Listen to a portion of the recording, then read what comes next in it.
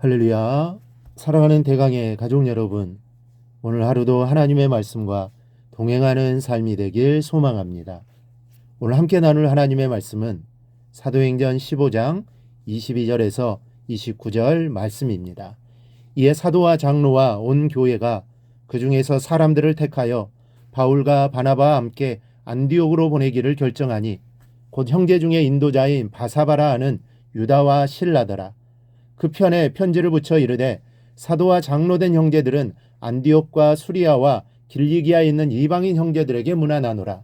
들은즉 우리 가운데서 어떤 사람들이 우리의 지시도 없이 나가서 말로 너희를 괴롭게 하고 마음을 혼란하게 한다 하기로 사람을 택하여 우리 주 예수 그리스도의 이름을 위하여 생명을 아끼지 아니하는 자인 우리가 사랑하는 바나바와 바울과 함께 너희에게 보내기를 만장일치로 결정하였노라. 그리하여 유다와 실라를 보내니 그들도 이 일을 말로 전하니라. 성령과 우리는 이 요긴한 것들 외에는 아무 짐도 너희에게 지우지 아니하는 것이 옳은 줄 알았노니 우상의 제물과 피와 목매어 죽인 것과 음행을 멀리할지니라. 이에 스스로 상가면 잘되리라. 평안함을 원하노라 하였더라. 아멘. 인생을 살아가는데 없어서는 안 되는 것 중에 하나가 이 지혜라고 생각을 합니다. 물론 극단적으로 말해서 지혜가 없다고 사람이 못 사는 것은 아닙니다. 지혜가 없다고 당장 숨이 끊어지고 사망하는 일은 없습니다. 그러나 사람들이 사는 모양을 가만히 보십시오.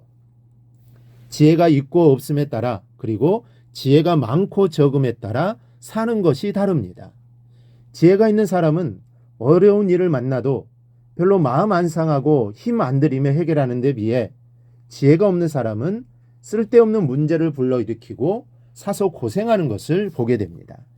사실 지혜 없는 사람과 함께 살아가는 것이 얼마나 힘들고 피곤합니까? 얼마든지 손쉽고 또 즐겁게 해결할 수 있는 일을 그냥 무식하게 처리해서 힘들게 만들어버리고 마는 사람과 같이 산다거나 일하는 것은 대단한 고역이 아닐 수 없습니다. 그래서 옛말에도 여우 같은 마누라와는 살아도 곰 같은 마누라와는 못 산다고 했습니다. 이 부부간에 살다 보면 다투는 일이 왜 없겠습니까?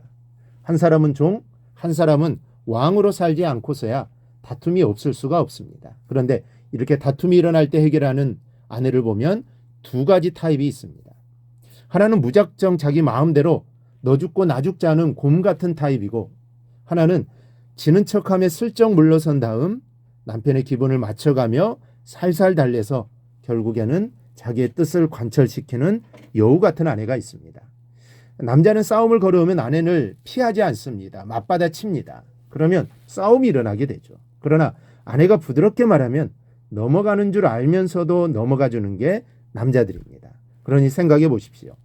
문제가 생길 때마다 큰 소리 내고 다투게 된다면 체면이 말이 아니고, 또 소리를 지르며 싸우자니 그것 또한 창피한 일이라 그 괴로운 삶을 누가 살려고 하겠습니까?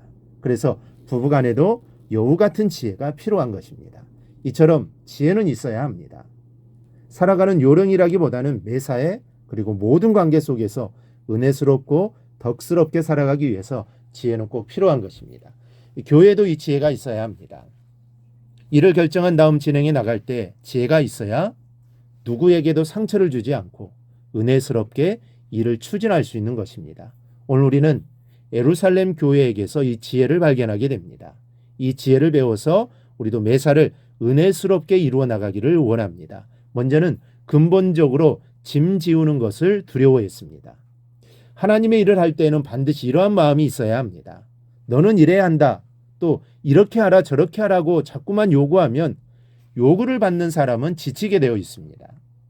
이 자신이 감당할 수 있는 범위가 있는데 그 범위를 넘어서 이것도 하고 저것도 하라니 어찌 안 그러겠습니까?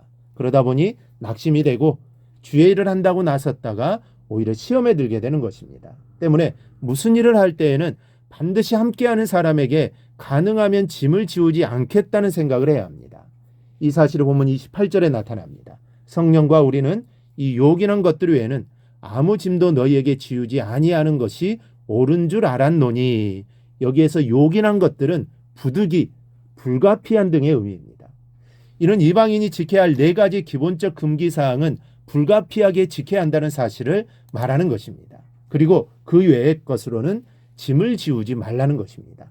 그 외의 것으로는 예수 믿는데 일하는데 부담을 주지 말라는 것입니다. 합심해서 일할 때는 원칙적으로 가능하면 다른 사람에게 부담을 주지 않으려는 마음으로 해야 한다는 사실을 아시기 바랍니다. 그것이 함께 일할 때 필요한 지혜입니다. 교회 일은 억지로 해서는 안 됩니다.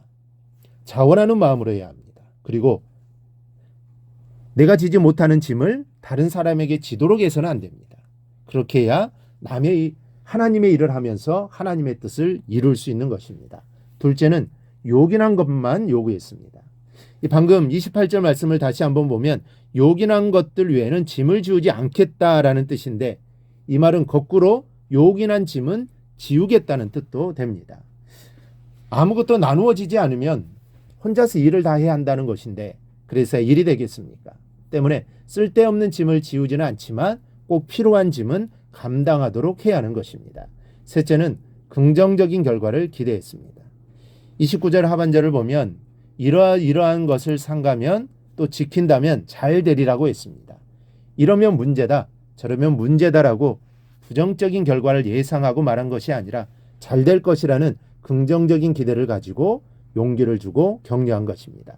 여러분, 오늘 본문이 말씀하는 것처럼 신앙생활 하는 데 있어서나 함께 하나님의 일을 하는 데 있어서 서로에게 짐을 지우지 않기를 바랍니다. 꼭 필요한 것만 요구하고 잘 될 것이라는 기대를 가지고 서로를 격려해 주는 지혜가 필요합니다. 교회 안에서만이 아닙니다. 세상의 삶에도 이 지혜가 있어야 합니다.